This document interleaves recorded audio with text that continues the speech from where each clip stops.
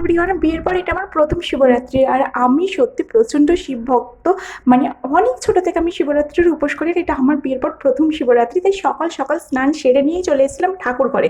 ঠাকুর ঘরটা একটু সুন্দর করে গুছিয়ে নিলাম। আমি এখন জল ঢালবো না, জল ঢালবো সেই রাতের বেলাতে। কিন্তু সুন্দর করে ঠাকুরগুলোকে ফুল দিয়ে সাজিয়ে নিলাম। আর এই যে চারজন আমি উপোস করছি, সে কুম্ভকর্ণের মতো ঘুমাচ্ছে, সেসব হবে না। চলো চলো জল ঢালতে চলো। তাকেও স্নান করিয়ে নিয়ে চলে এসেছি শিব ঠাকুরের মাথায় জল ঢালাতে। আসলে সে জানে না, তাই তাকে আমি দেখিয়ে দিলাম। সেও না এবার শিবরাত্রির উপোস করেছিল।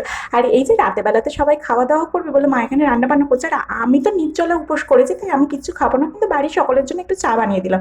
তারপর বিকালবেলায় চলে গেছিলাম একটু ছাদে আলতা করতে। আর নিচেতে এসে আমি তো সারপ্রাইজ হয়ে গেলাম। দেখো আমার বড়বাবু একটা ছোট্ট ডায়মন্ড নোজপিন এনেছে। আসলে বিয়ের সময় তো আমাকে একটা নোজপিন দেওয়া হয়েছিল ডায়মন্ডের, কিন্তু সেটা এত বড় আমি পড়তে পারি না, তাই এই ছোট নোজপিনটা দেখে তো আমি বেশ খুশি হয়ে গেছিলাম। যাই হোক, বিয়ের পর প্রথম শিবরাত্রি সুন্দর একটা গিফট পেয়ে গেছি, যে আমাদের ঠাকুর ঘরে সুন্দর করে শিব ঠাকুরের মাথায় জল ঢেলে চলে গেছিলাম মন্দিরে। চলো আজকে ভিডিওটা এটুকুই থাকুক। ভালো লাগলে লাইক আর সাবস্ক্রাইব।